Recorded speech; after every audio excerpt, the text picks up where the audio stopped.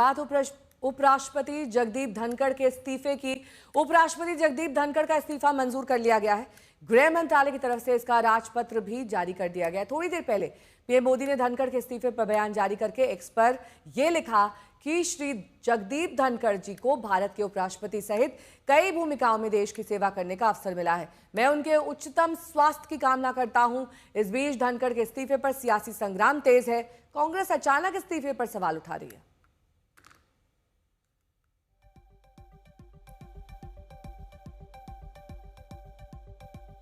सरकार की तबीयत में प्रॉब्लम ये है तो उनको कोई ना कोई बकरा मिलना चाहिए, तो वो कुछ ना कुछ बहाने बना के बेचारे को उतरवा दिए।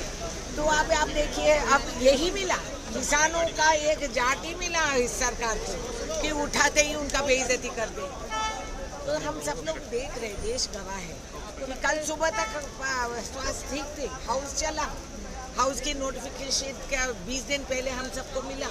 तो जब तक स्वास्थ्य ठीक थी, तो मुझे लगता है ये जो बीजेपी का वायरल चल रही है ना वायरस, ये कई पेशेंट अब निकले। उनके दिमाग में काला है, दाल में काला नहीं है। There is a black in their brain. हर चीज पर आप राजनीति कर रहे हो यार। कोई इंसान somebody is not well, वो भाई बात करते करते अब हम गिर जाएं, आप गिर जाएं, किसी को अगले पल का पता है। डॉक्टर ने बोला होगा take rest, he is taking rest यार, लेट हिम रेस्ट। उस पर भी राजनीति आप कर रहे हैं यार, हद है। बहरहाल मीडिया में जो आ रहा है कि स्वास्थ्य कारणों से इस्तीफा दिया, तो ईश्वर उनको दीर्घायु करे, ठीक स्वस्थ करे। लेकिन सारा दिन तो हाउस में थे वो, तो स्वास्थ्य कैसे एकदम अचानक क्या कारण हुए, घंटे के अंदर के इस्तीफा ही देना पड़ गया। हम तो उनके लिए उम्मीद करते हैं कि दुआ करते हैं कि अल्लाह उनको लंबी उम्र दे और सेहत दे। आज वक्त है इस बात का कि धनखड़ साहब जब भी वहां बैठे, उन्होंने प्रयास किया कि सत्ता पक्ष और विपक्ष के बीच में एक ऐसा वातावरण बने ताकि देश को आगे बढ़ाया जाए असली मुद्दों को लेकर। और हमेशा से कहते थे और प्रयास भी करते थे, लेकिन जो स्थिति रही कई वर्षों से, वो कामयाब नहीं हो पाए। हम सब भी कामयाब नहीं हो पाए, लेकिन उनका प्रयास हमेशा रहा।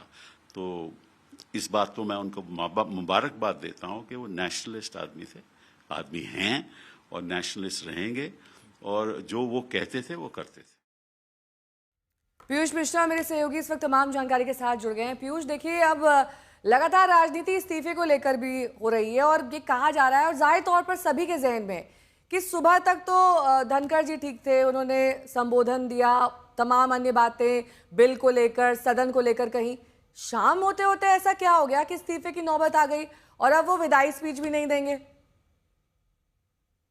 जी बिल्कुल, राजनीति इस पूरे मुद्दे पर लगातार हो रही है। कांग्रेस पार्टी हो या दूसरे अन्य दल हो, सभी के सभी इस पर सवाल खड़े करते हुए नजर आ रहे हैं। हालांकि विपक्ष के कुछ ऐसे नेता भी हैं जो ये भी कह रहे हैं कि स्वास्थ्य कारणों से अगर इस्तीफा दिया है तो उस पर कुछ टिप्पणी नहीं करनी चाहिए। लेकिन कांग्रेस के ज्यादातर नेताओं जिनसे हमने बात की, उनका यह मानना है कि क्या हुआ, 1 बजे से 4 बजे तक तो सब कुछ ठीक था। जगदीप धनखड़ ठीक है, आपको रोकेंगे। इस बीच मौसमी सिंह मेरी सहयोगी जुड़ गई, उनके साथ प्रमोद तिवारी हैं। मौसमी, बात करिए उनसे।